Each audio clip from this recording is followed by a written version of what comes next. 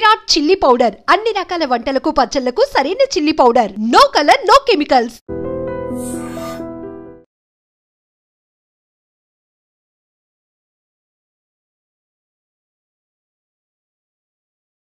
Hi, welcome to iDream. Character ఆర్టిస్ట్గా కొన్ని వందల సినిమాల్లో నటించిన నటి రమ్యశ్రీ గురించి పరిచయం అవసరం లేదు. ఆమె మన తెలుగు వారందరికీ సుపరిచితమే. ఈ మధ్యకాలంలో ఆమె పైన దాడి జరగడం, ఆమె తమ్ముడి పైన కూడా దాడి జరగడం, ఆ విజువల్స్ వైరల్ అవ్వడం, ఆ వీడియోల్లో ఆమె కన్నీరు పెట్టుకోవడం మనందరినీ కలిసివేసేసాయి. అసలు ఆమె పైన దాడి చేసింది ఎవరు, ఈ ఘటనకు కారణం ఏమిటి, ఇలాంటి అన్ని విషయాలు మనం రమ్యశ్రీ గారిని అడిగే ఈరోజు తెలుసుకుందాం. ఆమె మనతో పాటు షోలో ఉన్నారు. హాయ్ అండి రమ్యశ్రీ గారు. నమస్కారం అండి. మేడం, మీతో కలిసి ఇంటర్వ్యూ చేయాలని, మిమ్మల్ని కలవాలని చాలా రోజులుగా అనుకుంటూ ఉన్నాను. బట్ ఇలాంటి ఒక సందర్భంలో చేయాల్సి రావడం నిజంగా నేను బాధపడుతున్నాను. ఎందుకంటే మేమందరం ఎంతో ఇష్టపడే నటి మీరు. అలాంటి మిమ్మల్ని ఆ వీడియోలో ఆ పరిస్థితుల్లో చూసి చాలా బాధ కలిగింది మేడం. అసలు ఏమైంది మేడం? ఎందుకు మీరు అలా బాధపడాల్సి వచ్చింది? మీ పైన దాడి చేసింది ఎవరు? మీ క్వశ్చన్ నా మనసులో కూడా వెతుకుతుంది. ఎందుకు దాడి చెయ్యబడేంత స్థితికి రమ్యశ్రీ ఎందుకు వెళ్ళిపోయింది అనేది. నేను ఎందుకు మీడియా ఎందుకు వస్తున్నానంటే, నేను ఆ రోజు చనిపోయి ఉండుంటే మనుషులు ఎలా మాట్లాడుకుంటారంటే, ఏదో చేసి ఉంటుంది అందుకే నడి రోడ్డు మీద నరికేశారు అని చెప్పుకునేవాళ్ళు. ఇంత నా లైఫ్, నా కెరియర్లో గుడ్ ప్లేస్లోనే ఉన్నాను నేను.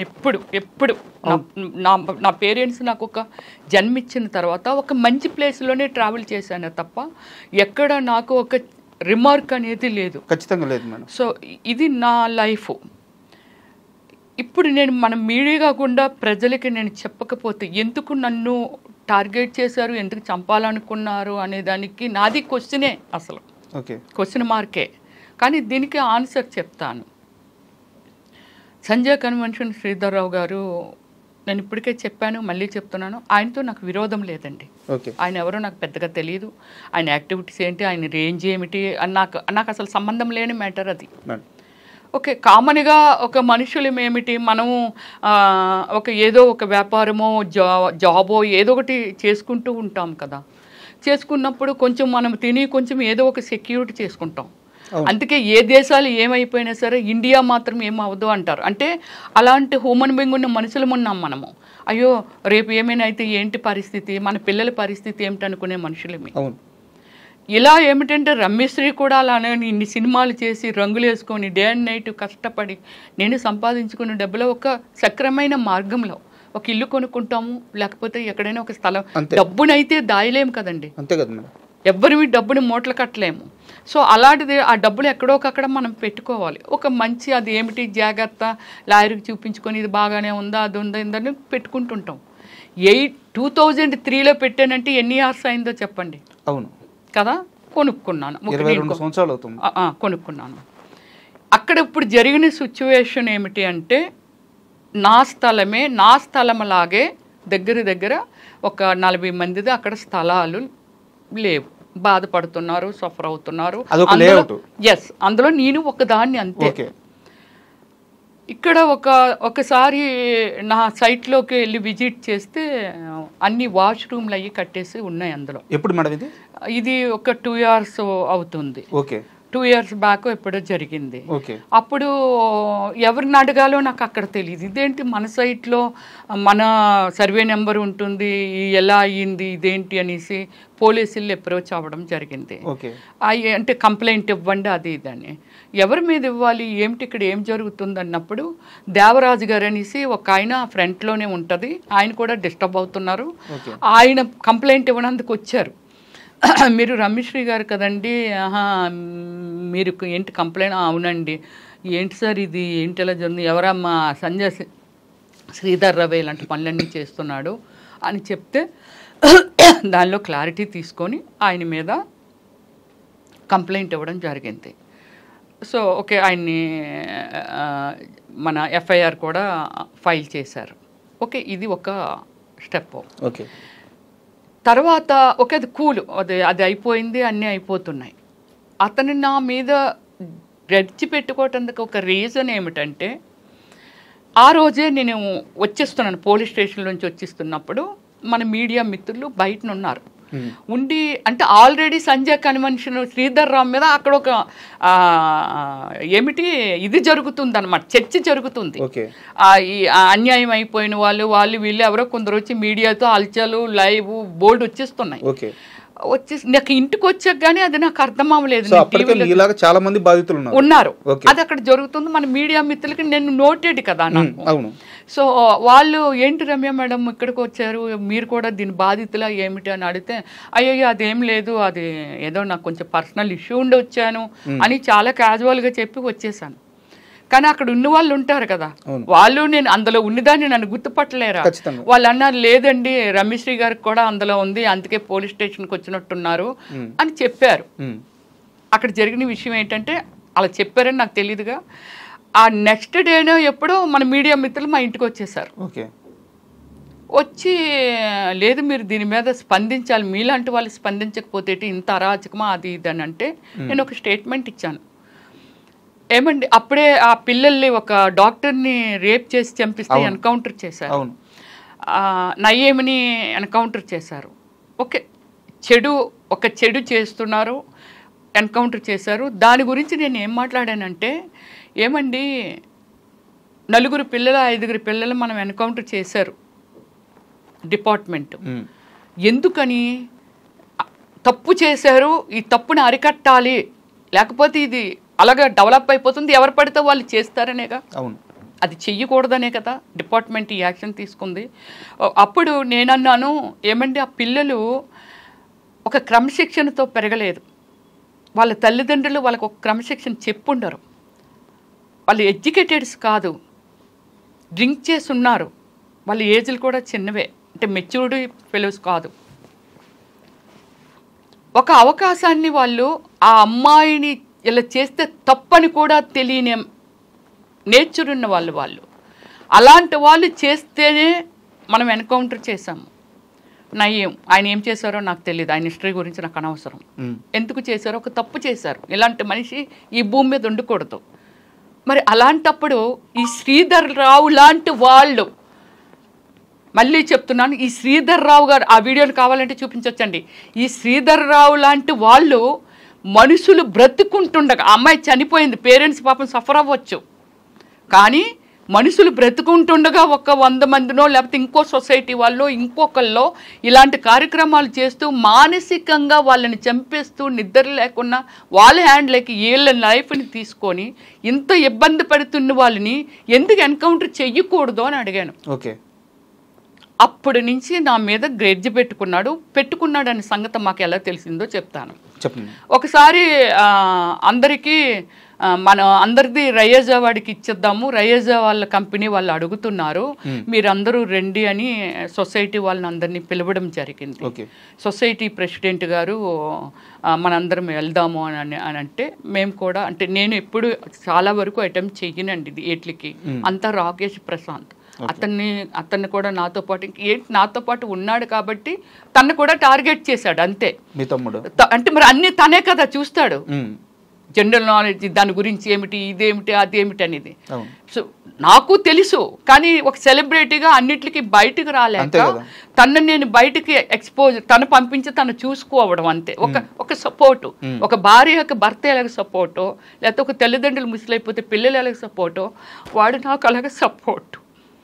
సో అలా అప్పుడు రమ్యశ్రీ వాళ్ళు ఎవరైనా వస్తే గెట్ అవుట్, బయట స్పాన్సర్లు వాళ్ళు పెడతాడు. ఎందుకు ఆ వ్యవస్థ అతనికి ఎందుకో నాకు అర్థం కాదు. నువ్వు వ్యాపారం చేసుకుంటున్నావు, కూల్ చాలా మంది చేస్తున్నారే. రామేశ్వరరావు గారు సింపుల్గా నడిచి వెళ్ళిపోతారు, సీఎం గారు కూడా నాకు అసలు ఇది అక్కరే లేదు అన్ని టైప్లో ఉంటారు. ఆయన బొమ్మలు పెట్టడం ఏంది, ఆయన లేఅవుట్ కాదు కదా, అది కాదు. ఇప్పుడు లేఅవుట్ ఇక్కడ కాదండి, ఆయన ప్లేస్లో ఒక మీటింగ్ పెట్టిన, మీరు అందరూ రండి, రయేజ్ ఆయన ఆధ్వర్యంలో ఆయన ఏదో ఎక్కడో ఒక ప్లేస్ డిసైడ్ చేస్తే అక్కడికి వెళ్ళారు. అప్పుడు ప్రశాంత్ అదే వద్దని అబ్జెక్షన్ చెప్తున్నాడు. అంటే పాపం అందులో ఒక 5 ఏం చేశారంటే, అదేంటది సొసైటీలో అందరమే ఉన్నవాళ్ళమే, ప్లాట్స్ ఉన్నవాళ్ళే, అతను వద్దని చెప్పడం ఏంటి, అతని మీద ఇది చేయడం, ఆయన మేము రామనుకొని ఒక 5-6 మెంబర్స్ వెనక్కి వచ్చేసారు. ఓకే ప్రశాంత్ గారు సారీ అండి, మీరు ఏమనుకోవద్దు, తను ఏం మాట్లాడారండి, ఇది బయటకైతే మనకు రాదా ఏమిటి, చెప్పలేమా ఏటి మీకు అనేసి అది చెప్పి వెళ్ళారు వాళ్ళు, ప్రెసిడెంట్ అలాగే వెళ్ళారు. సో తను ఏదో 2,70,000 రేటు పెట్టాడు. తర్వాత ఏదో అక్కడ ఏదో ఒక డిస్కషన్ జరిగింది.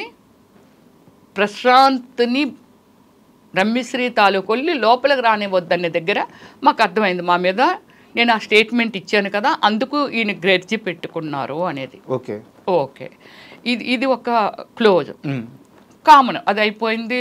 ఓకే ఏదో నడుస్తుంది, మన ప్లాట్ ఏంటి, అందరం డిస్కషన్ చేసుకుంటాము, మాట్లాడుకుంటాము. ఆయన ఉద్దేశంలో ఒకరికొకరు ఎవ్వరూ మాట్లాడుకోకూడదు, టచ్లోకి వెళ్ళకూడదు, ఏమీ చెయ్యకూడదు. ఓకే, ఒక యుద్ధం చేస్తే యూనిటీ ఉండకూడదు, అతనికి ఉండకూడదు. ఒక యుద్ధం చేస్తే యూనిటీ కదా, సైనికులందరూ తలపడితేనే కదా అవును మనం సక్సెస్ అయ్యేది, సాధించేది. ఇరుగు పొరుగు అనేది దేనికి మేడం? ఎందుకుంటారు? ఆ ఇరుగు పొరుగు కూడా కలవకుండా ఎవరికి వాళ్ళని ఇండివిజువల్ గా బ్లాక్ మెయిల్ చేసి బెదిరిస్తూ ఉంటాడు. ఇది మేము మాట్లాడుకుంటుంటాం కదా, ఏమండి నాకు ఇలాగ అయ్యిందండి, ఏమండి నాకు ఇలా కాల్ వచ్చిందండి, ఏంటోనండి ఈ జీవితాలు ఏమిటోనండి.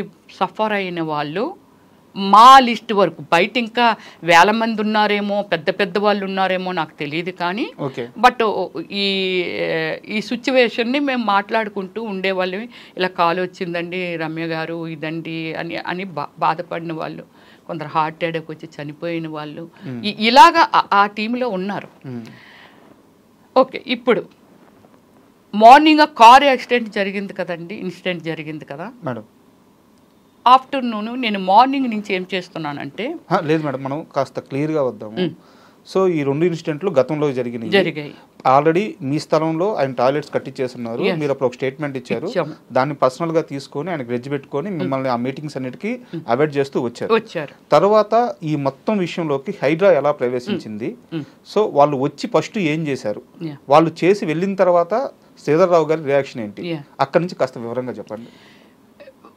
దీనికి ఏమిటంటే హైడ్రా పెట్టిన తర్వాత, అంటే హైడ్రా ఎప్పటి నుంచో లేదు కదండి, హైడ్రా ప్రవేశపెట్టిన తర్వాత దాని రూల్స్ ఏమిటి, రెగ్యులేషన్స్ ఏమిటి, వీటి గురించి అనేది క్షుణ్ణంగా తెలుసుకున్నామండి. ఇది నిజంగాన మన తెలంగాణ రాష్ట్ర రెస్పెక్ట్ఫుల్ సీఎం రేవంత్ రెడ్డి గారికి పాదాభివందనం చేయాలండి. లేకపోతే మేము చాలామంది బయటపడలేము, అంటే మేమని కాదు, ఈ సొసైటీలో ఈ సమాజంలో చాలామంది బయటపడలేరు. ఓకే, సో దీన్ని ఇదంతా స్టడీ చేసాము, మాట్లాడుకున్న తర్వాత వాళ్ళు ఏమన్నారంటే, రమ్య గారు ఇలాంటివన్నీ చాలా చూసామండి, మీరు కొంచెం ముందుంటారా, మీరు సెలబ్రిటీ కదండి, ఎవరైనా మాట్లాడినా వింటారు, మీతోటి బాధితులు మేమందరం పెద్ద వాళ్ళు, మీ 80 ఏళ్ళు 85 ఏళ్ళు అలాగే 70 ఏళ్ళు ఇలాంటి వాళ్ళు, ఎవరో ఒక కొడుకుంటే ఎక్కడో ఉన్నాడు, ఏదో చిన్న జాబ్ చేసుకుంటున్నాడు, దీని గురించి పెద్దగా చెప్పినా వాళ్ళకి అర్థం కాదు, ఎంతో కష్టార్జంతో అప్పుడు ఏవో చిన్న జాబులు చేసుకుంటే ఆ జాబ్ చేసుకున్న దాంతో అది కొనుక్కున్నానమ్మ కూడబెట్టుకొని ఇలాగ వీళ్ళు చెప్పారు. నన్ను నా హ్యూమన్ బీయింగ్, నా వ్యక్తిత్వం అనేది ఒకటి లోపల ఉంది కదా, అది నన్ను ఏమంటారు దాన్ని ఎంకరేజ్ చేసింది, ఒక స్టెప్ ముందుకు పడేలా చేసింది. అయ్యో మనం వీళ్ళకి ఏదో మనం చెయ్యాలి, అందులో నేను కూడా ఉన్నాను, నేను బాధితురాలనే, బట్ నేను ఏదో చెయ్యాలి వాళ్ళ కోసం అనే ఒక ఫీలింగ్ కలిగింది నాలోని. కలిగి అయితే సరే మనం హైడ్రాకి వెళ్దాం అంటే, మాది అక్కడ ల్యాండ్ ఎవరిది అనేది ఐడెంటిఫై చేయని విధంగా కలిపేశారు. యాక్చువల్లీ శ్రీధర్ రావు ఎప్పుడు వచ్చాడంటే, శ్రీధర్ రావు అనే వ్యక్తి 2014 నుంచి కొనడం మొదలుపెట్టాడు. నేను 2003లోనే కదా కొనుక్కున్నాను, 2014లో అతను కొనడం మొదలుపెట్టాడు.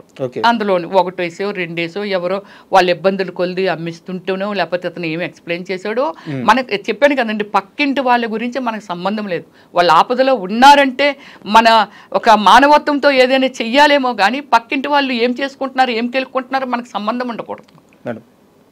ఇది good human being. So okay, అతను ఏం కొనుక్కుంటున్నాడు మనకు అనవసరం, కొనుక్కుంటున్నారు, అమ్ముకుంటున్నారు, వెళ్ళిపోతున్నారు.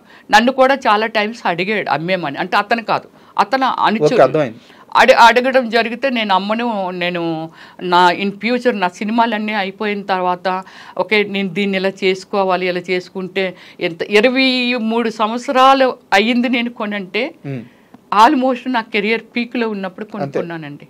సో ఇప్పుడు నాకు సినిమాలు లేవు. యాక్చువల్లీ ఓమల్లి సినిమా తర్వాత నాకు నేనుగా డిసిషన్ తీసుకొని సినిమాలు ఆపాను. ఇప్పుడు నేను ఎలా బ్రతకాలి, ఏం తిని బ్రతకాలి? నాకు సినిమాలు నా ఆధారమే ఇదండి. నేను దొంగతనం చేయను, తప్పు చేయను, ఏమి చేయను. మరి నేను ఎలా బ్రతకాలి? దాన్ని ఏదో ఒకటి చేసుకునే కదా నేను బ్రతకాలి. నాలాగానే ప్రపంచం మొత్తం మీద ఎవరైనా ఇదే చేస్తారు. అవును, రమ్యశ్రీ ఎలా ఆలోచిస్తుందో అలానే చేస్తారు కదా. ఇప్పుడు దాన్ని అమ్మమంటే నేను అమ్మనని చాలా టైం చెప్పాను. ఓకే, ఇది అయిపోయింది కదా. 2014లో ఆయన వెంచర్లోకి జాయిన్ అయ్యాడు. జాయిన్ అయ్యి కొంటూ వచ్చి అందరినీ డిస్టర్బ్ చేస్తున్నారు. సో మీరు దాని మీద ఫైట్ చేశారు. స్టార్టింగ్ లో లేదండి డిస్టర్బ్ చేయటం. తను కొనుక్కుంటున్నాడు అంతే, ఎవరో కొనుక్కుంటారు, మనకేం తెలుస్తుంది కొనుక్కోవడం అనేది. మనల్ని అడుగుతున్నాడు కాబట్టి, ఏమండి అక్కడ శ్రీధర్ రావే ఒక 50 కొనేసాడు అంటే అతను 3 కొన్నాడు అనుకోండి, 50 కొన్నానని చెప్పేవాడు. ఒక 15 ఎన్నో కొన్నాడు అనుకోండి, 100 కొన్నానని చెప్పేవాడు. రియల్ ఎస్టేట్ లో ఉండే గేమ్స్. ఆ గేమ్స్ మనలాంటి అమాయకులకి మనకి ఎలా తెలుస్తుంది? తెలియదు కదా. సో ఇది అప్పుడు మనము హైడ్రాని అప్రోచ్ అవ్వడం జరిగింది. అందరూ వచ్చారు. ఓకే, ఎన్ఆర్ఐలో అక్కడ వాళ్ళు మెయిల్స్ పెట్టారు, ఇదంతా చేశారు. సో ఇక్కడ వాళ్ళు ఒక 5 ఫ్యామిలీస్ వెళ్ళాము. నా చుట్టూ ఉన్న వాళ్ళందరూ పెద్దోళ్ళండి, ముసలోళ్ళు. ఆ పూట బిస్కెట్ తినకపోతే ఇలా ఉడికిపోయేవాళ్ళు. బట్ నాకు చెయ్యాలనే డేర్ అనమాట. వీళ్ళకి ఏదో చెయ్యాలి, అక్కడ ఏదో ఒకటి తేల్చాలనేదే నా ధైర్యం. సో వెళ్ళి మేము ఒకటే అడిగాము. రంగనాథన్ సారు మార్నింగ్ వెళ్ళామండి 10 o'clockకి. వెళ్ళిన వాళ్ళు ఆ రోజు నైటు ఫస్ట్ ఒక కంప్లైంట్ ఇచ్చామండి. ఇచ్చిన తర్వాత మళ్ళీ వెళ్ళామండి. మళ్ళీ వెళ్తే టైం ఇచ్చారు సారు, కమిషనర్ సార్. మార్నింగ్ వెళ్ళిన వాళ్ళని midnight 12 వరకు మేము ఉన్నామండి. సార్ అంటే యాక్చువల్లీ మనం ఒక్కరమే కాదు కదండి, కొన్ని కోట్ల మందికి రెస్పాన్సిబిలిటీ. సో ఓకే, ఎంతో అయింది, 7:30 ఎంతో అయింది సార్ వచ్చేసరికి. 8 o'clock అయింది మీటింగ్ స్టార్ట్ అయ్యేసరికి. సో అప్పటి నుంచి మనకి 12 o'clock వరకు ఒక డిస్కషన్ అండి. శ్రీధర్ రావు గారిని ఇన్వైట్ చేశారు. ఎస్, వీళ్ళు ఒక కంప్లైంట్ రేజ్ చేశారు, మీ తరపున మీరు ఏం చెప్తారో రండి అని. ఆయన రారండి, రాలేదు, రారు కూడా. వాళ్ళ లాయర్ని పంపించారండి. వాళ్ళ లాయర్ ఆర్గ్యూ, ఒక కమిషనర్ లాయరు ఇస్ ఓకే, లా చదివింది, ఒక ఫస్ట్ పర్సనల్లీ ఎడ్యుకేషన్ కొంటే ముందు ఒక క్రమశిక్షణ మనిషిలో ఉండాలి. ఆమె ఎడ్యుకేషన్నే మాట్లాడింది, క్రమశిక్షణతో మాట్లాడలేదు. మేమందరం అక్కడ జిహెచ్ఎంసీ వాళ్ళ ఆఫీసర్స్ ఉన్నారు, టౌన్ ప్లానింగ్ వీళ్ళందరినీ పిలిచారు సార్. వాళ్ళని కూడా మాకు తెలియదండి. తర్వాత డిస్కషన్లో తెలిసింది, ఓహో వీళ్ళు ఈ డిపార్ట్మెంటా, వీళ్ళు ఈ డిపార్ట్మెంట్ అనేది తర్వాత మేము చూసామే, కానీ మాకు ఫస్ట్ తెలీదు. బిగ్ స్క్రీన్ పెట్టారండి. బిగ్ స్క్రీన్ పెట్టి 80s కూడా వెళ్ళి ఈ లేఅవుట్ ఏంటి, దాని ముందు అక్కడ భూమి ఏంటి, అది ఎవరిది, ఎక్కడిది, ఎలాగ వీళ్ళు వెంచర్ వేశారు, ఏమిటి ఈ ప్లాట్ చేశారు, ఏమిటి దీనికి రోడ్లు ఏమిటి అనేది చాట్లైట్లో చూసారండి. అది చూస్తూ వీళ్ళని పిలుస్తూ అడుగుతుండే వాళ్ళు, ప్రతిదీ డౌట్ ఉంటే, సార్కి డౌట్ ఉంటే వాళ్ళని ఉన్న డిపార్ట్మెంట్లో క్లారిఫికేషన్ తీసుకునేవాళ్ళు. తీసుకొని ఆ అమ్మాయిని క్వశ్చన్ చేస్తే మాకే అర్థం కానివి, మాకు నవ్వొచ్చేది అమ్మాయి చెప్తున్న క్వశ్చన్స్. అంటే మేము అనుకున్నాం, ఓ శ్రీధర్ రావు గారి ట్రైనింగ్ కదా, ఓకే అలాగే మాట్లాడుతుందేమో అని అనుకునేవారు. ఇవి రూల్స్ కాదు సార్, ఎనీథింగ్ క్లారిటీగా అడుగుతూ మాట్లాడుతుంటే మాకు అర్థమైపోయేది. అదేంటి అలా చెప్తావు, రోడ్స్ కన్నా ఆ రోడ్లో లేవు సార్, అది అడవు సార్. మరి దానికి అప్రోచింగ్ రోడ్ చూపించుకున్నా లేఅవుట్కి పర్మిషన్ ఇవ్వరు కదా, అంతే కదా, ఇవ్వరు కదా. గవర్నమెంట్ అంటే ఈమె స్థాపించిందో, శ్రీధర్ రావు స్థాపించిందో, నేను స్థాపించిందో కాదు కదా. అన్నీ ఉంటాయి కదా. ఎదురుగా రోడ్లు కనపడుతున్నాయి, రోడ్లు లేవంటావు, ఒక నీళ్ళ ప్లాట్ లేదంటావు, వాళ్ళ ప్లాట్ లేదంటావు, ఇక్కడ ల్యాండ్ లేదంటావు. యునో నీకు తెలుసా ఒక 20 ఎకరాలో 100 ఎకరాలో 2 ఎకరాలో ఎకరంలోనైనా ఒక లేఅవుట్ని కూర్చోబెట్టాలి అంటే ఎస్ ఇది 300 గజాలు, ఇది 200 గజాలు, ఇది 100 గజాలు, లేకపోతే అన్ని 300 గజాల్లో ఎస్ ఇక్కడ చిన్న పార్క్ రావాలి, ఇక్కడ చిన్న నుయ్యి రావాలి, నీళ్ళు కావాలి అంటే రోడ్డుకి ఇంత స్థలం వదలాలి, రోడ్లు ఉండాలి. మరి మనుషులు ఎలా, ఈ ప్రపంచంలో మనుషులు ఎలా ట్రావెల్ చేస్తున్నాం, ఎక్కడికి వెళ్తున్నాము? రోడ్లు ఈజ్ ఎ మస్ట్. రోడ్లు లేవని ఆమె ఆర్గ్యూ. రోడ్లు లేకుండా వెంచర్ ఎలా వేస్తారు? బాంబే హైవే రోడ్డే లేదనేసింది అమ్మాయి అయితే. ఇది అక్కడ ఆర్గ్యూ జరుగుతుంది. మాకు కూడా నవ్వు వచ్చింది, ఓకే అయిపోయింది. నెక్స్ట్ డే పాపం వచ్చి క్లారిటీ తీసుకొని మా ప్రమేయం ఏమీ లేదండి, ఓకే రోడ్డులు ఏమిటి వాళ్ళు చూశారు కాబట్టి అక్కడి నుంచి అన్నీ చూసుకుంటూ కంప్యూటర్లు అన్నీ చెక్ చేస్తూ చార్ట్లైట్లో చూస్తూ ఎక్కడ రోడ్డు వచ్చింది, ఎలా వచ్చింది, రోడ్డు మీద ఎక్కడ కట్టేశారు ఆక్రమించుకొని అవి మాత్రము వాళ్ళు కొలాప్స్ చేశారు. హైడ్రా రోడ్లు మార్పింగ్ చేశారు. ఇది ఎప్పుడు మేడం జరిగింది? ఇది 1 మంత్, ఎగ్జాక్ట్లీ 1 మంత్. సో మీరు ఒక 2 years నుంచి ఫైట్ చేస్తే 1 month 2 years నుంచి హైడ్రాతోనూ ఇంకోతో ఫైట్ చేయలేదు. అతను కలిపేసుకున్నాడు. మనం ఎవరు అడగాలో ఏం చేయాలో మాకైతే అర్థం కాలేదు. 2 years నుంచి మీ స్ట్రగుల్ కి 1 month బ్యాక్ హైడ్రా వచ్చిన తర్వాత ఒక పరిష్కారం లభించి వాళ్ళు వచ్చి ఆ అక్రమ కట్టడాలన్నీ కూల్చి ఓకే రోడ్లకు మార్పింగ్ చేశారు. ఓకే ఓవర్ నైట్ లో చూడు, ఒక గవర్నమెంట్ అంటే ఒక హైడ్రా గవర్నమెంట్ స్థాపన, అది ప్రైవేట్ లాగా శ్రీధర్ రావో లేకపోతే రమేశ్వరో కాదు. అక్కడ ఒక గవర్నమెంట్ ప్రవేశపెట్టింది, ప్రజలకు ఇక్కడ న్యాయం జరగాలి, ఇన్ ఫ్యూచర్ రోడ్లు ఆక్రమిస్తే ఎలా వెళ్తాము, ఒక వర్షం వస్తే చెరువులు మొత్తం ఆక్రమించిస్తే మరి నీరు ఎక్కడికి వెళ్తుంది, ఇప్పటికే పొంగిపోయి వర్షాకాలం వస్తే చనిపోతున్నారు. ఇది ట్రూ. ఒక గవర్నమెంట్ ఒక మంచి డిసిషన్ తీసుకుంది, ఆ గవర్నమెంట్లోని భాగమే హైడ్రా. దీన్ని కూడా రెస్పెక్ట్ ఇవ్వకుండా నువ్వు ఓవర్ నైట్లో మొత్తం అవన్నీ మూసేవంటే is good think or bad think? రాత్రి మళ్ళీ కట్టేశారా? రాత్రి మూసేసి మళ్ళీ కన్స్ట్రక్షన్ స్టార్ట్ చేసేసాడు ఇమ్మీడియట్లీ. అయ్యో అదేంటి మేడం, కాస్త క్లియర్గా చెప్పండి. అదే అక్కడే డిస్కషన్ చేస్తున్నాం, ఇది ఇలాగా అని చెప్పి. సో అది కార్ డాష్ ఇచ్చిన తర్వాత అది అయిపోయింది, ఆ ఎపిసోడ్ అయిపోయిందండి. ఆ ఖుషి అని అతను బయటకు పంపించేశారు. స్టార్ట్ చేశారు. ఆఫీసర్లు అందరూ వచ్చారు కదా, బయటకు వెళ్ళారు. బయట నుంచి ఇక్కడి నుంచే దీని మార్కింగ్స్ దీని బోర్డర్స్ ఉంటాయి కదండి, అది చూస్తూ వాళ్ళు మార్పింగ్ చేసి, సార్ ఇంతకు ముందులా గన్ చేస్తారా ఏమిటంటే, లేదమ్మా ఇప్పుడు పెయింటింగ్ వేస్తున్నాం, పెయింటింగ్ మీద స్ప్రే కొడుతున్నాం, చెరపటానికి వీలు పడదానంటే నేనేం చేస్తున్నానంటే అప్పటి నుంచి మార్పింగ్ ఎక్కడ చేస్తున్నారు, దాని లొకేషన్ ఏమిటి, ఆపోజిట్ అక్కడ ఏముంది, పక్కన ఏముంది అనేది ఒక వీడియో, ఆ ల్యాండ్ మార్క్స్ చిన్న వీడియో తీయడం ఆపడం ఇలాగ 2 గంటల వరకు అక్కడ అనుమానితులండి. దగ్గర ఒక 70 మంది ఇలాగా వాళ్ళే ఉన్నారు. వాళ్ళు ఎందుకుంటారండి, శ్రీధర్ రావు గారిది కదా రెస్పాన్సిబిలిటీ, ఆయనది కదా, ఆయన కొనుక్కున్నాడు, ఆయన చేశాడు. మేము కొనుక్కున్నాము, మమ్మల్ని రమ్మన్నారు, వచ్చాం. హైడ్రా వాళ్ళు పిలిచారు, శ్రీధర్ రావు గారు రాలేదు. ఓకే వాళ్ళ మనిషి అని అంటే మనం అనుకోవడమే అంతే. వాళ్ళు కూడా పక్కనున్న వాళ్ళు మీరు ఎవరండి అంటే మాకు అర్థమైపోయింది, ఈ చుట్టుపక్కల వెళ్ళి ఇక్కడ 4 కనబడుతున్నారు, ఇక్కడ 2 కనబడుతున్నారు, ఇలా మాకు అర్థమైపోయింది వీళ్ళందరూ శ్రీధర్ రావు మనుషులు అని. అయినా వాళ్ళు అడగటానికి డేర్ చేసేవాళ్ళు కాదు.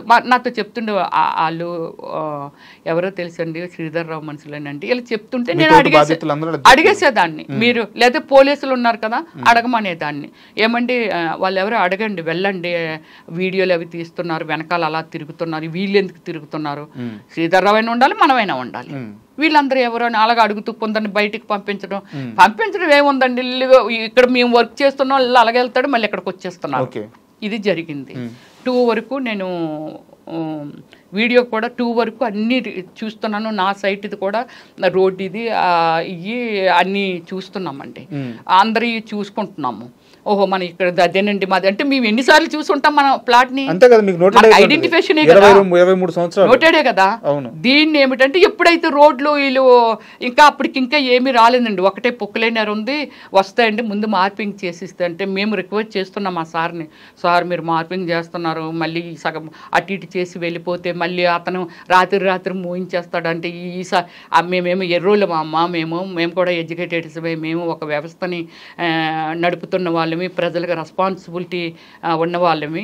సో అందువల్ల ఏమిటంటే డోంట్ వరీ మేము అంతా క్లియర్ చేసే మీకు ఇస్తాము రోడ్లు మాత్రము అనేసి చెప్తున్నారు. లంచ్ 2 అయింది కదండి, వీళ్ళు వచ్చిన వాళ్ళు ఫ్యామిలీస్ అందరూ పాపం లంచ్ కానీ ఒకరు రమ్య గారు ఇక్కడ ఉందండి నేను అలాగే రోడ్డు మీదకి వెళ్ళిపోలేను కాబట్టి నేను ఆగిపోయానండి. నాకు నైట్ డిన్నర్ లేదండి, అలాగే మార్నింగ్ బ్రేక్ఫాస్ట్ లేదు, కళ్ళు తిరుగుతున్నాయి. సో ముందు రోజు అంతా షాపింగ్ అంటూ ఢిల్లీ తిరిగాము, అందుకని బాగా స్ట్రైన్ అయిపోయి ఉన్నాను. వెళ్ళిపోయారు వాళ్ళు. వచ్చి తర్వాత నేను సిఐ గారికి ఒక వీడియో చేశాను, ఏమండి ఇదండి ఇక్కడ ఇలాగా హైడ్రా వాళ్ళు వీళ్ళందరూ కలిసి ఇలా చేస్తున్నారండి, ఇదండి శ్రీధర్ రావు గారి యాక్టివిటీస్ ఇలా ఉంటాయండి, సో ఇదిగోండి నా ప్లాట్ ఇదిగో ఇక్కడ ఉందండి నాది, సో ఎలాగా కొంత ఏదో మాట్లాడి, సో ప్రజలు కూడా అంటే ఈరోజు నాకు జరిగింది రేపు ఇంకొకరికి జరగొచ్చండి, ఇది ప్రజలు కూడా అవేర్నెస్ రావాలండి అని ఒక వీడియో చేస్తున్నప్పుడు మార్నింగ్ నుంచి నేను శ్రీధర్ రావు మనిషిని కాదు అని చెప్తూ ఈ ఫ్లాట్లో ఒక ఫ్లాట్ ఓనర్ వాళ్ళ అన్న కొడుకునని చెప్తూ తిరుగుతున్నాడండి. ఎవరతను? ఒక అతను కూడా నా వీడియోలో ఉన్నాడండి. పేరు madam? I don't know. Okay, పేరు అది మనకు తెలీదు. నా వీడియోస్లో ఉన్నాడు. ఎక్కడికక్కడ లాంగ్ వీడియోలు తీసేదాన్ని, ఎక్కడెక్కడ ఎవరు తిరుగుతున్నారు అని ఆ వీడియోలు తీసేదాన్ని, ఇవన్నీ చేసేదాన్ని. సో అది దానిని ఫోన్ని కొట్టి అంటే సిఐ గారికి ఫోన్ చేసి లంచ్కి వెళ్తాం సార్ అని మా డ్రైవర్కి ఫోన్ చేసి, నువ్వు రోడ్డుకి వచ్చి అమ్మ నువ్వు ఎటు పక్కున్నావో ఇలాగ బస్ స్టాప్ ఉంది కదా ఫస్ట్ ఎంటర్ పెట్రోల్ బంక్ పక్కని ఇటు పక్క ఆగమ్మా వచ్చేస్తామని చెప్పి అతను ఫోన్ చేస్తే అతను వచ్చాడు. ఇది బస్ స్టాప్ ఇటు శ్రీధర్ రావు సంజయ్ కన్వెంట్ శ్రీధర్ రావు గారు పెట్రోల్ బంక్ అండి, ఇటు పక్క వచ్చి బస్ స్టాప్ అవతల. మరి బస్ స్టాప్ ఏదైనా బస్సు ఆగితే ప్రాబ్లం అని బస్ స్టాప్ అవతల పెట్టాడు. మేము క్యాజువల్గా నడిచి వచ్చేస్తున్నాం. ఇంత డిస్టెన్స్లో రాకేష్ నడుస్తున్నాడు, మా తమ్ముడు. నేను ఇక్కడ నడుస్తున్నాను, మామూలు ఫోన్ నేను పట్టుకున్నాను, వాడు అప్పుడు దాకా సిఐతో మాట్లాడాను కదా, సో నడుచుకుంటూ వెళ్ళిపోతున్నామండి. ఇటు నుంచి అనమాట 2 వే కదా అది, అటువైపులో ఆపోజిట్లోనే పోలీస్ స్టేషన్, ఈ ఆపోజిట్ ఇది. మనం ఇలాగ వెళ్ళిపోతున్నప్పుడు మమ్మల్ని ట్రాఫిక్ కదా వస్తున్నాయి కదా వెహికల్స్, అది చూస్తాం కదా. ఏదైతే అంటే మార్నింగ్ ఆ ఇన్సిడెంట్లో నేను సేవ్ అవ్వడం, దీనిలో అతను చూడడం ఈరోజు మేము బట్ట కట్టామండి. సో ఉదయం మిమ్మల్ని కారుతో గుద్దుపోయిన ఆయన ఫేస్ మీరు చూస్తున్నారు కాబట్టి చూసాం కాబట్టి ఆ ఫేస్ ని బండి డ్రైవ్ చేస్తున్నాడు, వెనకాతల సన్నగా ఒక అతను ప్రశాంత్ కొంచెం ముందు వాళ్ళు చూడలేదండి, కత్తికి గుడ్డ తెలుసు కదండి, ఇన్ని సినిమాలు చూస్తున్న దాన్ని, సినిమాలు చేస్తున్న దాన్ని, డైరెక్షన్ చేసిన దాన్ని నాకు తెలియదు. అది ఎప్పుడైతే చూసాను ప్రశాంత్ పరిగెట్టు అని చెప్పి నేను ఆ బండిని ఏం చేశానంటే పుచ్చేసానండి, అంటే ఇలా తోసేసేటప్పటికీ వాళ్ళు ఈడి బండిని పట్టుకొని ఉన్నాడు, అతను పడిపోయాడండి. ఆ కత్తి పట్టుకొని ఆ కత్తి కిందన పడ్డం వరకు నేను చూసాను. బైక్ మీద వచ్చారా? బైక్ మీద, 2 వీలర్ మీద వచ్చారు. వెనక నుంచి మామూలు ట్రాఫిక్ వస్తుంది కదా, ఇద్దరు బళ్ళు సడన్ గా ఎప్పుడైతే తోసినా వాళ్ళు ఆగిపోతాయి కదా, పెద్ద పెద్ద అరుపులండి. నేను ఏమండి మీరు అందరూ ఎడ్యుకేటెడ్స్ అండి, చంపేస్తున్నారండి, రోడ్డు మీద నరికేస్తున్నారండి, ఇలాంటి మీరు చూసారు కదండి, చాలా కాపాడండి మమ్మల్ని కాపాడండి అని చాలా బిగ్గరగా ఒక అనాథలాగా, ఒక తల్లి లేని బిడ్డలాగా రోడ్డు మీద అరిసి. This is true. ఎవరైనా ఒకవేళ వీడియోలు తీస్తే యూట్యూబ్లో పెడితే ఉంటుందండి. ఎంత గట్టిగా రిక్వెస్ట్ చేశానంటే ఎవ్వరూ రాలే. సమాజం ఎలా అయిపోతుంది ఇప్పటికే చూడండి, ఎవ్వరూ రాలేదండి. ఆ ఇద్దరు మాత్రము కొంచెము ఆ బండిని ఆపేసి హెల్మెట్స్ అవి పెట్టుకున్నారు వాళ్ళు, అంటే హెల్మెట్ అది పెట్టుకున్నారు. వెంటనే ఈ కత్తి మరి వాళ్ళు తీసారా మళ్ళీ ఈడే తీసి పట్టుకొని పారిపోయాడో తెలియదండి. ఈ వైట్ షర్ట్ వేసినాడు ప్రశాంత్ ముందు పరిగెడుతున్నాడుగా, మళ్ళీ వెనక్కి వచ్చేసాడు. నేను ఇక్కడ ఉండిపోయాను కదా, మళ్ళీ వెనక్కి పరిగెట్టి వచ్చాడు. ఈనాడు చూశాడు కదా, ఇతను వైట్ షర్ట్ వేసుకున్నాడు, ఇద్దరు ఫైట్ చేస్తున్నారు, నేను చేస్తున్నాను. డ్రైవర్ రాలేదండి, డ్రైవర్ నా బ్రదరు ప్రశాంత్ రాకేష్ కుమార్. రాకేష్ కుమార్. సో నేను అరుస్తున్నాను, వాడు అరుస్తున్నాడు, ఈ వైట్ షర్ట్ వేసుకున్నాడు, పీకి ఇలాగా నొక్కేసి ఇలా పట్టుకొని దీన్ని పుచ్చేసిస్తుంటే వాడు కళ్ళు ఇలాగా తేలేసేస్తున్నాడండి. పైనుంచి అప్పటికి ఒక 6-7 ఈ క్రికెట్ బ్యాట్ పట్టుకొని పరిగెట్టుకుంటూ వస్తున్నారండి. అందులో ఈ 6-7 నేను క్లియర్గా చూడలేదు, కానీ అందులో ఒకడు అక్కడక్కడ చిన్న డిజైన్ ఏంటి లైట్ ఎల్లో ఉంటుంది ఆ షర్టు. నా వీడియోలో పడ్డాడు అతను అక్కడ, నేను లాంగ్ తీసినప్పుడు. వాడి చేతిలో బ్యాట్ ఉంది. వీళ్ళు పరిగెట్టుకుంటూ వచ్చి ఆ బ్యాట్ పెట్టి వీడు పీక నొక్కాడు కదా, దాని మీద ఇలా వెయ్యాలని అనుకున్నప్పుడు నా మధ్యలో వెళ్ళి వీళ్ళిద్దరు బయట వాళ్ళు ఉన్నారు, వాళ్ళు చెయ్యి పెట్టి ఇలా లాగుతున్నారు. నేను ఈ చేతిని ఇరుస్తున్నాను. ఇంక చాలా మంది వచ్చారు కదా, 6-7 వాళ్ళందరూ వచ్చి నన్ను ఇలా నొక్కి నేను కిందకి జారిపోతుంటే మొత్తం ఇదంతా పైకి వెళ్ళిపోయింది. సో రియల్లీ నేను ఇలాంటిది సినిమాల్లో చూసే అలాంటివి నేను తట్టుకోలేను, భయపడతానండి, ఏడ్చేస్తాను సినిమాల్లో కూడా చూసి. ఇది సినిమా, నువ్వే సినిమాలో యాక్ట్ చేస్తావు, నువ్వే డైరెక్షన్ చేస్తావు, నువ్వు ఇలాంటి సీన్లు చూసి ఏడుస్తావు ఏంటి, కళ్ళమ్మ నీళ్ళు వచ్చేస్తాయి, ఆటోమేటిక్గా వచ్చేస్తుంటాయి. మీ మీద వచ్చి ఒక 6-8 మంది దాడి చేశారు. సో మీతో పాటు మీ తమ్ముడితో పాటు చుట్టూ ఉన్న వాళ్ళందరూ కూడా ప్రతిఘటించడంతో వెళ్ళిపోయారు. అంటే అందరూ బళ్ళు మీద అదే స్థలాల్లోకి వెళ్ళిపోయారు. బట్ ఇక్కడ నా డౌట్ ఏంటంటే దగ్గరలో పోలీస్ స్టేషన్ ఉంది, అంతా జరిగింది పోలీస్ స్టేషన్ దగ్గరలోనే. సో మీరు వెంటనే వెళ్ళి కంప్లైంట్ చేశారు? వెంటనే అప్పుడు మేము ఏం చేసామంటే క్లారిటీగా ఎదురుగా పోలీస్ స్టేషన్ అనేది నా నాలెడ్జ్కి పెద్దగా అనిపించదండి. అంటే నాకు తెలియదు అంత ఇక్కడ పోలీస్ స్టేషన్ ఉందా, ఈ ఏరియాలో అది ఉందా అని అలాగా తెలుసుకోండి. నేను సినిమా చేశాను, షూటింగ్ అయిపోయింది, వెరీ హోమ్లీ గర్ల్ అండి, నా ఇంటి లోపలే. ఎవరైనా ఇంటర్వ్యూ అడుగుతారంటే ఒక నీత, ఎందుకు మాట్లాడాలి, ఏం చేయాలంటే నీతి మీద మాట్లాడతాను అంతే. సో అప్పుడు మేము ఏమి చేసామంటే డ్రైవర్ని హెల్ప్ తీసుకొని గట్టిగా అరుస్తూ ఎవరు దగ్గరికి రాకుండా, ఎక్కడున్నారు హైదరాబాద్, ఎక్కడున్నారు పోలీసులు అనుకుంటూ పరిగెట్టుకుంటూ వెళ్తే అక్కడ కొందరు అక్కడ కొన్ని లోపల రెస్టారెంట్లు ఏవో పెట్టాడండి, అవి తిన్నందుకు అక్కడ ఉన్నారో అక్కడ కానిస్టేబుల్ వచ్చాడు. వస్తే ఇది బ్రదర్కి ఇదంతా చిరిగిపోయి ఇదంతా బ్లడ్ ఇదంతా గీసేది అంటే ఆ ఫైట్లో జరిగిందండి, ఫైట్లో జరిగింది. సో అది అప్పుడు నేను అన్నాను అనమాట, ఇలా జరిగింది పదండి మేడము, ఎదురుగుండానే కదా ఇది, ఎక్కడ జరిగింది ఇన్సిడెంట్ అంటే ఎక్కడంటే పదండి కంప్లైంట్. నేనైతే రాను, మీరు ఒక్కలైతే మీ దగ్గర డ్రెస్ మాత్రమే ఉంది, ఆ డ్రెస్ కాదండి మీ దగ్గర గన్ కానీ ఏమీ లేదు, మనం ఇలా వెళ్తూ ఉంటే పొడిచేసే వాళ్ళు ఎవరో 4-5 వచ్చి పొడిచేస్తే చంపేస్తారు, నేను రాను అని దాడి జరుగుతుంది కాబట్టి మీరు భయపడిపోయాను నేను. సో భయపడిపోతే లేదు మేడము, నేను లేదు అక్కడికి ఫోన్ చేయండి, ఎవరినైనా పంపించమనండి, ఎవరైనా గడ్డ పట్టుకొని పంపించమనండి, అమ్మో నేనైతే రాను అనేసి భయపడిపోయాను. లేదు మేడము ఈ డ్రెస్ ఉంది కదండి, డ్రెస్ ఏం చేస్తుంది, డ్రెస్ మిమ్మల్ని కూడా పొడిచిస్తే ఏం చేస్తారండి, అయిపోయిన తర్వాత ఎవరు ఏం చేయలేము కదా, ప్లీజ్ అండి ఎవరినైనా పంపించమనండి అంటే ఎస్ఐకో ఎవరికో ఫోన్ చేస్తే నేను పంపుతున్నాను అది ఇదంటే లాస్ట్కి పంపలేదు. ఈయనతోనే లేదు మేడం మీకు నేను సెక్యూరిటీ నాతో మాట్లాడారు, పంపిస్తాను మీకు ఎందుకు రండి, వెహికల్ పంపిస్తాను, ఇప్పుడు ఆ వెహికల్లో 2 అన్నారు, వెహికల్ లేదు ఏం లేదు. ఈ కానిస్టేబుల్ గుండానే ఆయన దగ్గరగా ఆయన ముందుని అలా భయపడుతూ నడుచుకుంటూ పోలీస్ స్టేషన్కి వెళ్ళాం. అక్కడ ఉన్నారండి ఎస్ఐ, ఏం జరిగింది సార్, ఇలాగ జరిగింది సార్, ఇది సార్ విషయం. పాపం కానిస్టేబుల్ అంతా క్లియర్గా చెప్తున్నాడు, సార్ మేడం మార్నింగ్ నుంచి వీడియోస్ అవి చేస్తున్నారు, అనుమానాస్పదంగా ఉన్నోళ్ళు చూడమ్మా అక్కడ ఏదో తిరుగుతున్నారు, ఒకసారి వెళ్ళి అడుగు, ఇదంతా చెప్తున్నారు సార్. ఇలాగా అంటే మేమందరం ఇక్కడ ఉన్నాము, లంచ్ కానీ బయటకు వెళ్తుంటే ఈ ఇన్సిడెంట్ బయట జరిగిందట సార్, మేము ఎవరమే లేము అక్కడ అని చెప్పారండి. డోంట్ కేర్, వెళ్ళి కంప్లైంట్ రాయండి, ఓకే ప్రామిస్ అండి. ఒక ఎస్ఐ మీద నేను ఇలా చెప్పాను కదండి, జాబ్ చేసే వాళ్ళన్నా కష్టపడే వాళ్ళన్నా నేను చాలా రెస్పెక్ట్ ఇస్తాను, కానీ అక్కడ అతను కేర్లెస్. ఇంతకుముందు నేను వినేదాన్ని కదా, అక్కడ ఉన్న పోలీసులు, అక్కడ ఉన్న పోలీస్ స్టేషను అమ్ముడిపోయిందండి శ్రీధర్రావుకి. శ్రీధర్రావు ఏది చెప్పితే అదే జరుగుతుందండి, అక్కడ మనకేమి న్యాయం జరగదండి, మనం కంప్లైంట్లు ఇచ్చుకొని అవి ఇచ్చుకొని. ఓకే, నేను ఆ వాతావరణాన్ని అక్కడ చూశాను.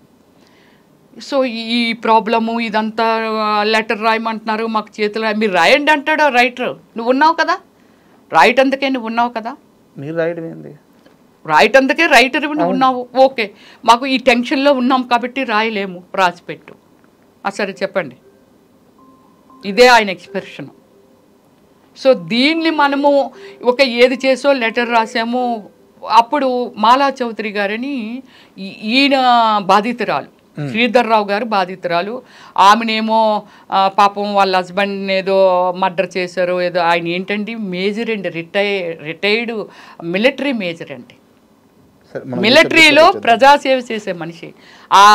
ఏదో అయింది ఆవిడ్ని 2 వీక్స్ శ్రీధర్ రావే నువ్వు చౌదరివి నేను చౌదరిని అలాగ పాపం ఆమెని మబ్బి పెట్టి కులాన్ని ఎందుకండి వాడుకుంటాడు? చౌదరి అయితే చౌదరిలో ఉన్నోళ్ళందరూ ఇతన్ని తప్పు చేయమని చెప్తున్నారా అండి? చెప్పరు కదా. అది ఎంత తప్పు కులాన్ని వాడడం అనేది. అలా వాడుకొని ఆవిడ్ని మబ్బి పెట్టి అక్కడ జరిగిన సిచ్యువేషన్ అండి. ఆవిడ ఆల్రెడీ మన అడిషనల్ కమిషనర్ దగ్గరికి వెళ్ళి ఏంటి సార్ ఇది ఎలాగుంది చూడండి సార్, వీళ్ళందరూ భోజనానికి వెళ్ళి వాళ్ళందరూ అక్కడికి వచ్చేసారు సార్. వచ్చేసిన తర్వాత ఆయన్ని కలిసి ఇది చెప్తుంది ఆవిడ. మేము పరిగెట్టి వెళ్ళాం, వీళ్ళు ఎక్కడ రెస్పాండ్ అవ్వట్లేదు. వెంటనే ఇలా జరిగిందా, హైదరాబాద్లో ఉన్నారా, ఎందుకు మరి సెక్యూరిటీ ఇవ్వలేదు, అది ఇది అని అనిచి ఒక 25 మెంబర్స్ని ఫిమేల్ అడిషనల్ కమిషనర్ గారు, సిఐలు వీళ్ళందరూ లొకేషన్కి ప్రయాణం అవుతున్నారండి. నేను ఇది కంప్లీట్ అవ్వలేదు, దీనికి మనకేమీ ఎక్నాలజ్మెంట్ ఇవ్వలేదు, నేను వాళ్ళతో వెళ్ళిపోతాను, ఉండండి మీరు కూడా ఉండండి సార్, నేను కూడా అక్కడికే వచ్చేస్తాను అని చెప్పి నా బ్రదర్ని ఏమో హాస్పిటల్కి రాశారు సార్. వాడిని ఒక్కడిని పంపించాలంటే భయము. డ్రైవర్ బయట నుంచి ఫోను, అమ్మ ఇక్కడ కూడా బయట కూడా వాళ్ళ మనుషులే ఉన్నారు, నన్ను వచ్చి అడిగారమ్మా మీరు పోలీసుల పక్క నుంచి ఎక్కడికి రాకండి అమ్మా.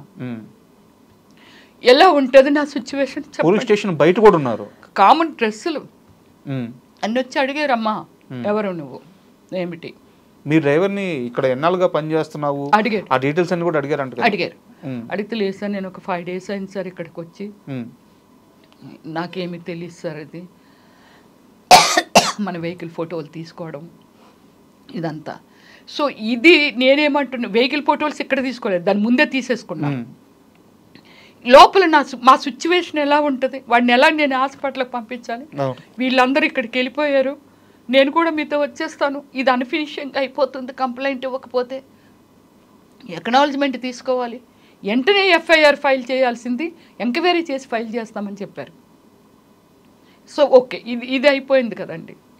ఇప్పుడు నేను ఒకటి చెప్తున్నానండి శ్రీధర్ రావు గారిని, ఒక డౌట్, ఫైనల్గా కేసు ఫైల్ చేశారా? చేశారు. ఓకే, ఇచ్చారు. ఓకే, ఇప్పుడు ఆ కేసు రన్నింగ్లో ఉంది. ఓకే, ఎంక్వైరీ చేస్తారు. ఎస్, ఎస్టర్డే పోలీస్ స్టేషన్కి వెళ్ళాము. ఓకే, వెళ్ళి అంతా ఎవరున్నారు ఇక్కడ, ఏముంటారు ఎదురుంటారు. వెళ్ళప్పుడు నా ఫోన్ని ఏమండి మేమేమి దొంగలం కాదు కదా, వాడెవడో దొంగతనం వేశారు, మీరు రికవరీ చేశారు, నాకు ఇచ్చేయండి, నాకు కమ్యూనికేషన్ గ్యాప్ వచ్చేస్తుంది. ఇలాంటి సిచ్యువేషన్ నా ఫ్యామిలీతోనో ఇంకోతోనో నా ఫ్రెండ్స్తోనో ఏదైనా చూడాలి, ఎందుకంటే ఈవినింగ్ మళ్ళీ మీడియా కూడా వచ్చేసారు అక్కడికి. సో ఇదంతా చూసి వాళ్ళు బెదిరిపోతారండి, నాకు ఒక కమ్యూనికేషన్ కావాలి కదా, నా ఫోన్ ఇచ్చేయండి అంటే అలా ఇవ్వమండి, కోర్టులో సబ్మిట్ చేస్తామంటే మా లాయర్ గారు అది అన్నారు. కోర్టులో సబ్మిట్ చేయడం ఏంటి, నీది పోయిందని కంప్లైంట్లో అయితే రాసావు కదా, అది రికవరీ చేసినప్పుడు నీ చేతికి ఇచ్చేయాలి కదా. వాళ్ళు దారిలోనే పోయింది, అది లాగేసుకొని అతనే బయట నన్ను ఏదైతే మర్డర్ అటెంప్ట్ చేయబడి అతనే లాక్కొని వెళ్ళిపోయాడు. సో ఆ వెంకటేష్ అంటే అతని పేరు, తర్వాత మనం ఎంక్వైరీ చేస్తే వెంకటేష్ అని తెలిసింది. సో ఇచ్చేయాలి కదా. నేను అన్నాను ఆ వీడియోలన్నీ తీసుకున్నాను, కేర్ఫుల్గా ఉన్నాయా లేదా నేను చూడాలి, వాళ్ళు ఏమైనా చేసేసారేమో అది ఇదని అంటే సరే ఎందండి అయితే ఓపెన్ చేయండి అని చెప్పి ఇచ్చాడు.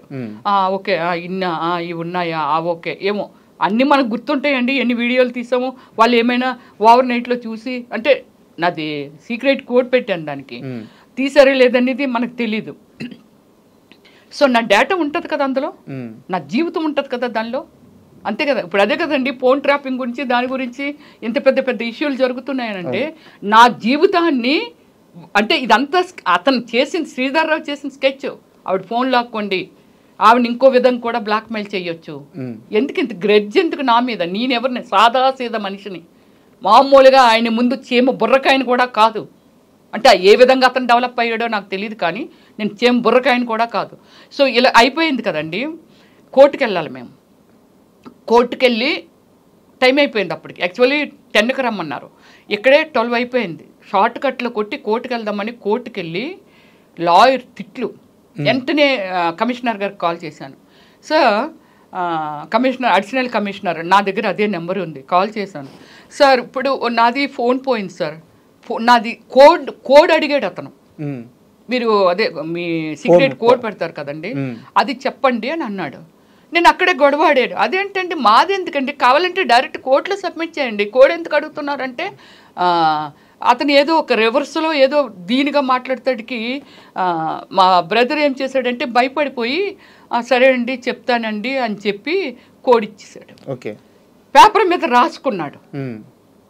అయిపోయింది కదా. వెళ్ళిన తర్వాత లాయర్ గారు చెప్పిన తర్వాత నేను అడిషనల్ కమిషనర్ గారికి కాల్ చేశాను. చేసి సార్ ఒక నాది ఫోను పోయింది, మీరు రికవర్ చేశారు సార్, దాని నెంబర్ అంటే నన్ను ఇంట్రడ్యూస్ చేసుకున్నాను, బీసీ స్టేట్ ప్రెసిడెంట్ని, ఫిల్మ్ స్టార్ని, ఇదంతా చెప్పాను. సో దీనికి సరే అలా నెంబర్ తీసుకోవచ్చా సార్ అని అన్నా. అడగకూడదమ్మా, అడగకూడదు కదా. కానీ మీ ఎస్ఐ అడిగాడు సార్, సాయినాథ్ అడిగాడు సార్, రాసుకున్నాడు సార్. ఇప్పుడు వాళ్ళ చేతిలో నా ఫోను. ముద్దాయి ఎక్కడున్నాడు, మేము వెళ్ళేసరికి అక్కడ తిరుగుతున్నాడు. అదేంటి బయట తిరుగుతున్నాడు, లోపల ఉన్నాడు అని అన్నారు అని అంటే మార్నింగ్ వెళ్ళప్పుడు తిరుగుతున్నాడు అని అంటే లేదండి అతను బాగా కొట్టేశామండి, హెల్త్ బాగాలేదండి, హాస్పిటల్ తీసుకెళ్దామని అక్కడ తిప్పుతున్నామండి అన్నారు. మీపైన దాడి చేసిన వ్యక్తిని బయట తిరుగుతున్నాడు అటు పోలీస్ స్టేషన్లో. ఓకే, అయిపోయింది కదా. సెకండ్ టైం మళ్ళీ కోర్టు పని చూసుకొని ఇమ్మీడియట్లీ మళ్ళీ ఈ ఫోన్ గుర్తొచ్చి దాన్ని మన ఆ కోడ్ని మార్చేద్దాము, ఆ నెంబర్ని మార్చేద్దాము, అక్కడే ఉంది కదా అడిగి, అది ఉంటేనే కదా ప్రమాదం, అతను రాసుకున్నాడు కదని మనం మళ్ళీ వాళ్ళకి చెప్పకుండా చేయకుండా ఇన్ఫామ్ చేయకుండా వెళ్ళామండి. వెళ్తేప్పటికి ఆ ముద్దాయి డ్రెస్ మార్చేసి ఫ్రెష్గా ఒక సీఎమ్మ గారు వేసుకునే డ్రెస్ లాగా డ్రెస్ వేసుకొని ముగ్గురు పోలీసులు టేబుల్ మీద కూర్చుంటే ముగ్గురు ఒకటి నిల్చున్నారు, ఒకరు ఒంగున్నారు, ఒకరు కూర్చున్నారు. ఇతను కూడా అక్కడ రెండు చేతులు వెనకాలెట్టి అక్కడ నిల్చున్నాడండి. ఇప్పుడు నేను చేసిన తప్పు ఏమిటంటే దూరం నుంచే నేను మెట్లెక్కుతుంటేనే గెట్ చేశాను, ప్రశాంత్ గెట్ చేశాడు, ఏదో ఫోన్ నడుపుతున్నారు. ఓకే అంటే ఇతన్ని లూజ్ వదిలేరు అనేది మాకు అక్కడ అర్థమైంది. లోపలికి వెళ్ళాము. సార్ మేము అదే మా ఫోన్ ఉంది కదా, ఆ నెంబర్ మార్చేస్తాం సార్ అంటే అలా 10 నిమిషాలు ఇవ్వండి వెళ్ళగానే మనం అడిగినప్పుడు ఇచ్చేయాలిగా. ఆల్రెడీ తీసుకోవడమే తప్పు. అడిషనల్ కమిషనర్ ఫోన్ కూడా చేశారట, ఏంటి వాళ్ళని ఏదో కోడ్ అడిగేవట, అది జాగ్రత్త. ఆయన రేంజ్లో ఆయన ఏమో వార్నింగ్ ఇచ్చారో మనం వెళ్ళలేదు కాబట్టి మనకు తెలియదు. కానీ అలాగా అడిగారంట. అడిగితే అప్పుడు లేదు కమిషనర్ గారు కూడా సరే ఫోన్ ఇవ్వండి మేము కోడ్ మార్చి ఇచ్చేస్తామండి అని అంటే అది ఇప్పుడు ఓపెన్ చేయకూడదండి, అదండి ఇదండి. అదేంటండి, అది మా జీవితాన్ని మీ చేతిలో పెట్టుకొని కోడ్ మార్చుతాం, మీరు ఇక్కడే ఉంటారు, ఇప్పుడు ఇక్కడ వచ్చి నిలబడండి, మేము మా నెంబర్ని సీక్రెట్గా మార్చేసుకుంటామంటే మేము ఉన్నప్పుడు బీరువాలో పెట్టిన ఫోను ఇక్కడ కింద నేను వస్తున్నప్పుడు ముగ్గురు పోలీసులు ఇతను నడుపుతున్నారని చెప్పాను, చూస్తున్నారని చెప్పాను. అక్కడ నుంచి ఫోన్ పట్టుకొచ్చాడండి ఎస్ఐ. అంటే నా ఫోన్ ఓపెన్ చేసినట్టేగా దాని అర్థం. ఇదండి నేను ఏమి మెసేజ్ ఇవ్వాలని అనుకుంటున్నానంటే, నేను కొన్ని సిద్ధాంతాలు ఉన్న వ్యక్తిని, మనిషి అనే ఒక మనుషుల్ని ప్రేమించే వ్యక్తిని, మనిషిని మనిషిగా ఒకటే జన్మ ఉంటుంది, ఒక్కసారి మరణం ఉంటుంది, మనిషిని మనిషిగా చూడాలనుకునే వ్యక్తిత్వం అండి. నేను సినిమాల్లో చెయ్యొచ్చు, నాకు అది రాసిపెట్టి ఉంది కాబట్టి భగవంతుడే ఫస్టే డిసైడ్ చేస్తాడని చెప్తారు కదండి. రాసిపెట్టి ఉంది, తప్పు కానీ ఇది కాదు, ఉంది కాబట్టి సో నేను సినిమాల్లోకి వచ్చి ఉంటాను. మహానుభావులు ఒక హిస్టరీని ఒక ఏమిటి ఎన్టీఆర్ గారు ఒక దేవుడా రాముడా భీముడా ఇలా అన్నీ ఒక హిస్టరీని చూపించగలిగారని అంటే, ఒక చిరంజీవి గారిని లాంటి వాళ్ళు, ఇలాంటి వాళ్ళందరూ పెద్ద పెద్ద సక్సెస్లో ఒక జనానికి ఒక మెసేజ్ అండి సినిమా అంటే. ఒక కుటుంబం అండి, ఒక దేవుళ్ళండి, ఒక యుద్ధం అండి, ఒక చీటింగ్లండి, ఇదే కదా సినిమా అంటే. దాన్ని ప్రజలకి అవేర్నెస్ కల్పిస్తున్నారండి సినిమాలు తీసి. మేడం నేను సామాన్యురాలని, సో నేనేం చేయలేను ఇలా అంటున్నారు. బట్ మీరు కొన్ని వందల సినిమాల్లో యాక్ట్ చేసిన నటి, 400 మూవీస్ నియర్లీ, కొన్ని కోట్ల మందికి తెలిసిన నటి, కొన్ని లక్షల మంది మిమ్మల్ని అభిమానించే వాళ్ళు ఉన్నారు, సో మిమ్మల్ని ఇష్టపడే వాళ్ళు ఉన్నారు. మీలాంటి ఓ వ్యక్తి పైన ఇలా పబ్లిక్గా దాడి జరగడం, మీరు ఒక న్యాయం కోసం అధికారుల దగ్గరికి వెళ్తే అక్కడ రెస్పాన్స్ సరిగ్గా రాకపోవడం, అధికారుల దగ్గరికి ఎవరి దగ్గర, పోలీస్ అధికారులు కానీ ఇంకెవరి దగ్గరికి, సో మీలాంటి వ్యక్తి పైన ఇంత దాడి జరుగుతున్నప్పుడు ఇండస్ట్రీ నుంచి మీకు ఎందుకు సపోర్ట్ రాలేదు ఇప్పటిదాకా ఎవరు? ఇండస్ట్రీ నుంచి సపోర్ట్ రాకపోవడం అనేది ఏం లేదండి. యాక్చువల్లీ ఏమిటంటే నా ఫోన్ కొట్టేశారు కాబట్టి వాళ్ళు అంటే ఫోన్ కూడా ఒక భాగమే, ఫోన్ కూడా లాగేసుకోవాలి, ఇందులో మొత్తం అంతా ఉంది కాబట్టి ప్రూఫ్స్ ఉన్నాయి కాబట్టి. సో ఇది వాళ్ళు చాలా మూర్ఖులుగా బిహేవ్ చేశారండి. హైడ్రా గవర్నమెంట్ కదా, అంతే కదా, ఒక డిపార్ట్మెంటే కదా. హైడ్రా దగ్గర ఆ ప్రూఫ్లు అన్ని మెజర్స్ తెలియకుండానే వాళ్ళు కొట్టేస్తున్నారా? కాకపోతే నా వీడియో ఒకటి చేశాను కదండి, ఇది వైరల్ అయిపోతుందని అబ్బాయి మార్నింగ్ నుంచి వేరొకరు అని చెప్పి తిరుగుతున్నాడు అని చెప్పాను కదండి. వాడు ఇన్ఫర్మేషన్ ఇచ్చాడు, ఆవిడ దగ్గర ఫోన్ లాగేయండి అనేసి. సో అలాగ ఫోన్ ఎత్తుకెళ్ళిపోయారే తప్ప సో వాళ్ళ దగ్గర ఉండదా ఏంటి ఇన్ఫర్మేషన్? హైడ్రా వాళ్ళ దగ్గర ఉండదా ఏంటి ఇన్ఫర్మేషన్? ఉంటుంది కదా. బట్ కాకపోతే ఏమిటంటే వాళ్ళు ఇంత మూర్ఖంగా ఆలోచించడం కూడా తప్పే, వాళ్ళకి తెలియదు అంతే. సో కానీ నాకు ఆ డిపార్ట్మెంట్ గురించి ఓన్లీ గచ్చిపోలేండి, అందరూ చెడ్డ ఆఫీసర్లే ఉండేది. అంటే నా క్వశ్చన్ అధికారుల గురించి కాదు, వాళ్ళ గురించి కాదు, నేను అడిగేది ఏంటంటే సినిమా నాకు ఫోన్ కమ్యూనికేషన్ వచ్చేసిందండి. అంటే మీ ఫోను ఆల్రెడీ పోలీస్ స్టేషన్ లో ఉందని చెప్పి మీరు చెప్పారు, అక్కడ లేట్ అయిందని చెప్పి చెప్పారు. బట్ నా క్వశ్చన్ ఏంటంటే రమ్యశ్రీ అనే నటి మీద దాడి జరిగింది, ఒక సినీ నటి మీద ఇలా ఎందుకు దాడి చేస్తారని చెప్పేసి ఏ యాక్టర్స్ కానీ ఏ ఒక్కరు కూడా బయటకు వచ్చి ఒక సోషల్ మీడియాలో కానీ వాళ్ళ వాయిస్ ని వినిపించలేదు. ఇప్పుడు వస్తారండి వాళ్ళు. ఓకే చెప్పండి, అంటే రమ్యశ్రీ గారు ఏమైంది ఏమిటని అడిగే చాయిస్ కూడా లేకుండా అయిపోయింది అంతే. ఒక మా అసోసియేషన్ నుంచి కానీ, అంటే మా అసోసియేషన్ అంటే సినిమా యాక్టర్లది ఒక అసోసియేషన్, డైరెక్టర్స్ అసోసియేషన్, నేను డైరెక్టర్ని కాబట్టి డైరెక్టర్స్ అసోసియేషన్, టీవీ ఆర్టిస్ట్ కాబట్టి టీవీ అసోసియేషన్ మెంబర్ని, వీళ్ళందరూ కదిలి రావటానికి రమ్య ఏమి జరిగిందని అడిగే అవకాశం లేకుండా పోయింది. ఇప్పుడు వస్తారండి వాళ్ళంతా. మరోవైపు వచ్చేసి మీకు బీసీ మహిళగా మీ కులస్తులందరూ మా స్త్రీ పైన ఇలా దాడి చేస్తారని చెప్పేసి వాళ్ళు మాత్రం ఒక రేంజ్ లో క్యాంపెయిన్ చేస్తున్నారు. ఒక వెలమ మహిళ మీద మా స్త్రీ పైన ఇలా దాడి చేస్తారని చెప్పి వాళ్ళు మాత్రం బాగా సపోర్ట్. నాకు కులాలు లేకపోతే అవి ఏమీ లేవండి. నేను ఒక మనిషిని, ఒక దేవుడి బిడ్డని. దీనికి మీకు చెప్తున్నాను, మన ప్రైమ్ మినిస్టర్ గారు రాముడిని అంత గ్రాండ్గా అంత ఖర్చు పెట్టి అయోధ్యలో స్థాపించారు. రాముడు లేడు ఇప్పుడు మన మధ్య. ఆయన చేసిన ఒక మంచి దేవుడిని ఎవరు రెస్పెక్ట్ చేయకుండా ఉంటారండి, దేవుడు.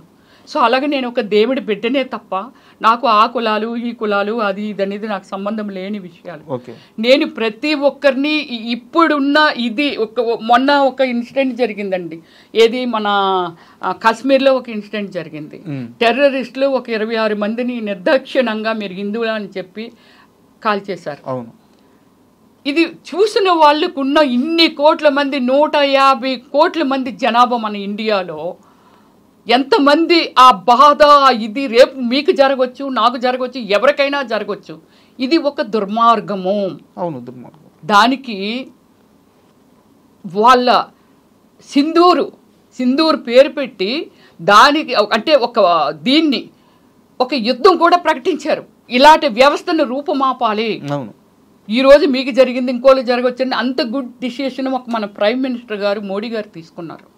కానీ అది ఇప్పుడు ఇక్కడ ఒక హైదరాబాద్లో ఉండొచ్చు, వైజాగ్లో ఉండొచ్చు, లేకపోతే ఢిల్లీలో ఉండొచ్చు, వాటెవర్ ఎక్కడైనా ఉండొచ్చు.